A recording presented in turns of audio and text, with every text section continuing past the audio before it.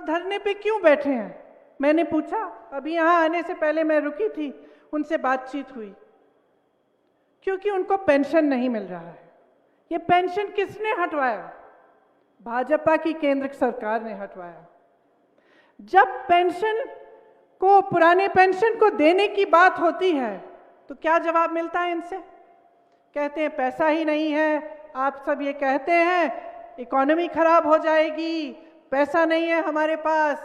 अच्छा, आपके पास कर्मचारियों के पेंशन के लिए पैसा नहीं है, लेकिन बड़े बड़े उद्योगपति मित्र जो हैं आपके, उनके लोन आप माफ कर देते हैं। उनको तमाम पीएसयू पकड़ा देते हैं, उनको कोल्ड स्टोरेज दिलवा देते हैं। सेब के दाम, फसल के दाम वो तय करेंगे, और जो मेहनत कर रहा है कर्मचारी, उसके लिए आपके पास न समय है और ना आपके पास पैसा है, और आप अपने मुंह से कहते हैं ये। तो मैं पूछना चाहती हूं कि इस प्रदेश के भविष्य का क्या होगा अगर एक ऐसी सरकार चलेगी जो कर्मचारी को नहीं मानती, उसका सम्मान नहीं करती, लेकिन सिर्फ अपने बड़े बड़े उद्योगपति मित्रों का सम्मान करती है। चलिए, कर्मचारियों की बात हुई, अब युवाओं की बात करते हैं। युवाओं की क्या हालात है यहाँ? 63,000 से ज्यादा सरकारी नौकरियां खाली पड़ी हुई हैं, पद खाली हैं, 5 सालों से खाली हैं, भरे नहीं जा रहे हैं। नौजवान बेरोजगार हैं, यहाँ पे बहुत सारे पढ़े लिखे नौजवान हैं। मैं जिससे मिलती हूँ, बीए पास, एमए पास, नौकरी है, रोजगार है? नहीं है जी, यही जवाब मिलता है। तो जो अपने भविष्य के लिए एक नौजवान ये उम्मीद नहीं रख सकता, जो मेरी नौजवान बहनें पढ़ती हैं, लिखती हैं, आप सब उनको, उनकी परवरिश करते हैं, मेहनत से पढ़ाते हैं, लिखाते हैं, लेकिन वे उम्मीद ही नहीं कर सकते कि उनको नौकरी मिलेगी, तो कैसी सरकार है ये? न महिलाओं के लिए कुछ है, न युवाओं के लिए है, न कर्मचारियों के लिए है। बागबानों को देखिए, आज जैसे मैंने कहा, फसल के दाम, सेब के दाम, आप यहाँ पे टमाटर उगाते हैं, मशरूम उगाते हैं, इस सब के दाम बड़े बड़े उद्योगपति तय करेंगे। आपको अपने फसल का दाम नहीं मिलना चाहिए। इसी तरह से छोटे व्यापारियों को देखिए, छोटे व्यापारी से पूछिए, क्या आपकी तरक्की हुई है 5 सालों में? सब सर हिलाएंगे, तरक्की नहीं हुई। तरक्की इसलिए नहीं हुई क्योंकि जीएसटी लागू हुआ, कोरोना आया, कोरोना में सहायता नहीं हुई आपकी, लेकिन हाँ, पीपीई पे घोटाला जरूर हुआ। युवा को रोजगार नहीं दिया, लेकिन पुलिस भर्ती में आपने घोटाला किया, यूनिवर्सिटी के इम्तिहानों में आपने घोटाला किया। तो ये सरकार है पिछले 5 सालों से, किसी का फायदा नहीं हुआ है। ये कहते हैं ना कि रिवाज बदलना चाहते हैं, मैं तो कहती हूं रिवाज आपने बदल दिया। जो कांग्रेस की सरकार यहां थी, जो सरकारें थी, इतने समय से जो मुख्यमंत्री थे, चाहे वो वाईएस परमार जी हों, चाहे वो रामलाल ठाकुर जी हों, चाहे वो वीरभद्र सिंह जी हों, सबने वही इंदिरा जी का जो आध्यात्मिक रिश्ता है आपके साथ, जो दिल का रिश्ता है आपके साथ, वो रिश्ता निभाया, विकास कराया, शिक्षा के संस्थान बनाए, आपकी तरक्की के लिए काम किया। उस रिश्ते को इन्होंने, उस रिवाज को उन्होंने बदल डाला है। इंतजार मत करिए कि रिवाज बदलेगा, रिवाज ये 5 साल पहले बदल चुके हैं। और क्या किया इन्होंने? इन्होंने आपको देने के बजाय आपसे छीना। छोटे दुकानदारों पर जीएसटी डालकर कमाई छीनी, बागबानों पर इन्होंने तमाम ये मुश्किलें डालकर बड़े बड़े उद्योगपतियों के फायदे के लिए आपकी कमाई छीनी। ये छोड़िए, युवा उम्मीद रखता था कि भर्ती होगा आर्मी में, फोर्सेस में, और आज उन्होंने अग्निवीर ले आए। अब वो अग्निवीर ले आए। अगर आप अपनी फौजियों को, अपने जो देश के लिए शहीद होने के लिए तैयार हैं, उनको आप ठेके पे आप रखेंगे? 3-4 महीनों के सालों के बाद बस खत्म बात, उनको पेंशन नहीं मिलेगा, उनको ठीक से सैलरी नहीं मिलेगी। सिर्फ लिया है आपसे, छीना है आपसे। अरे महिलाओं से मेरी बहनें बैठी हुई हैं, आपको तो गैस सिलेंडर कहते हैं कि दिया, 1000 रुपए का गैस सिलेंडर कौन खरीदेगा? वो भी आपसे छीन लिया है। युवाओं का भविष्य छीना है, छोटे दुकानदारों की कमाई छीनी है, किसानों बागबानों की कमाई छीनी है, पेंशन छीना है। क्या आप ऐसी सरकार चाहते हैं? आप बताइए, क्या आप बदलाव चाहते हैं? चाहते हैं कि नहीं? जोर से बोलिए। चाहते हैं। जिससे मैं मिलती हूं वो कहते हैं मुझे, हम बदलाव चाहते हैं, थक गए हैं हम।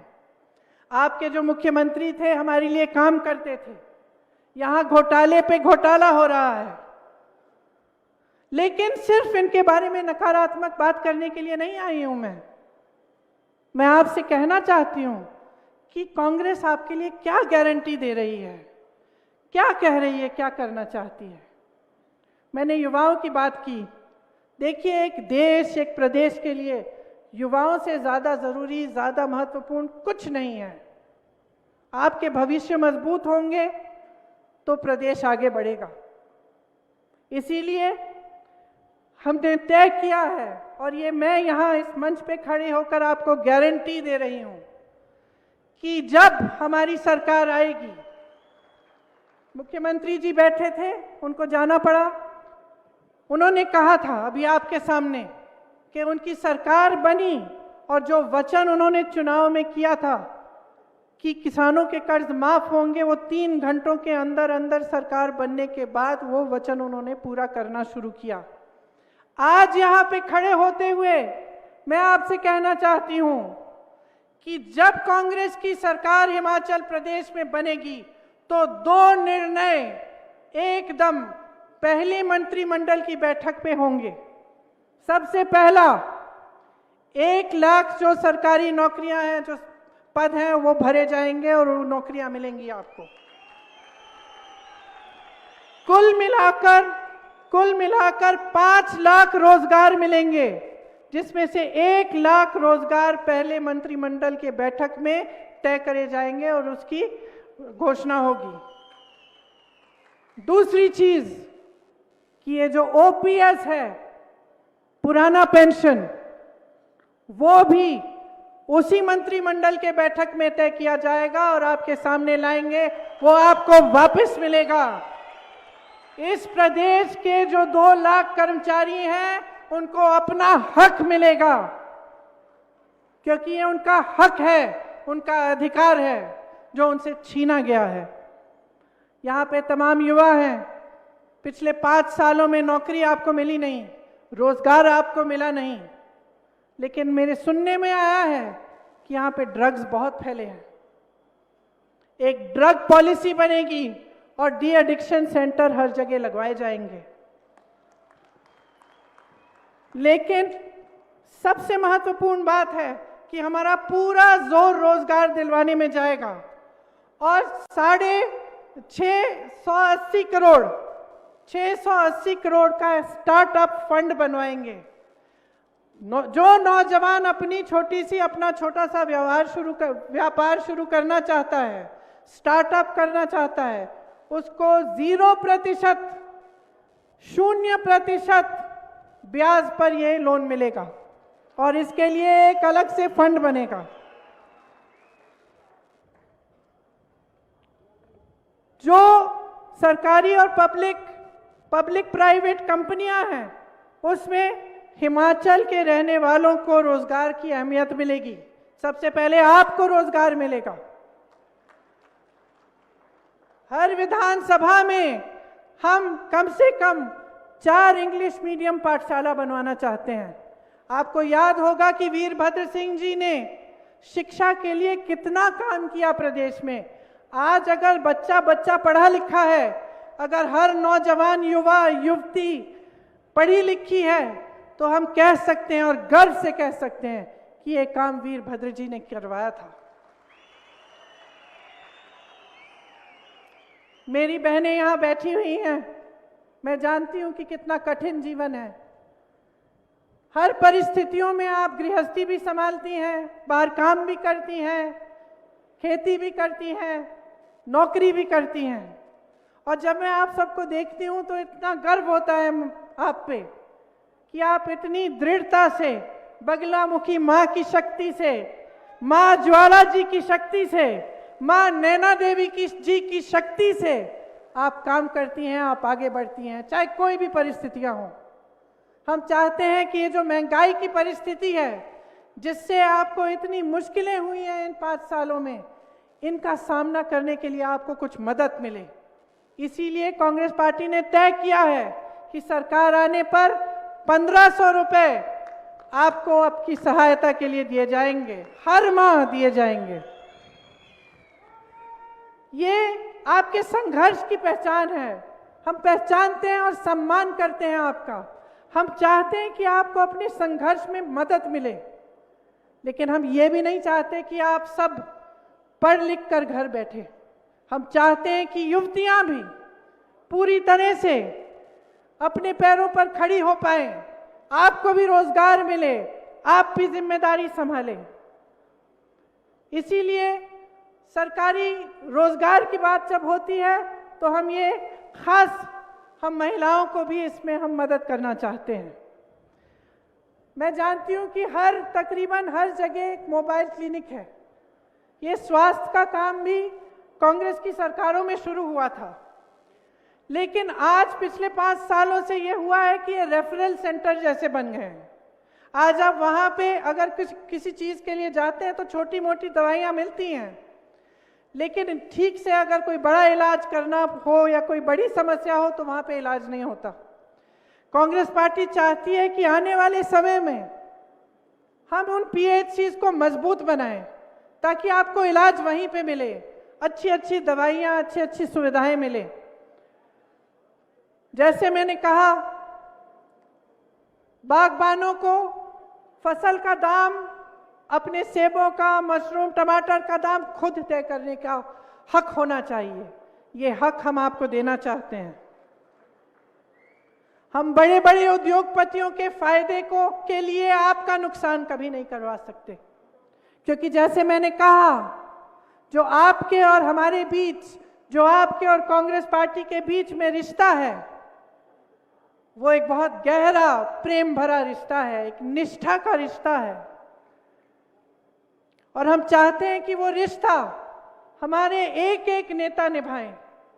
और मैं आप सबसे भी अपील करती हूं कि एकजुट होकर ये चुनाव लड़िए, एकता दिखाइए, पार्टी को मजबूत करिए ताकि हिमाचल प्रदेश मजबूत हो। यहाँ सोलन में ये निर्णय लिया गया है कांग्रेस पार्टी में कि यहाँ पे एक बड़ा फूड प्रोसेसिंग पार्क खुलवाया जाए।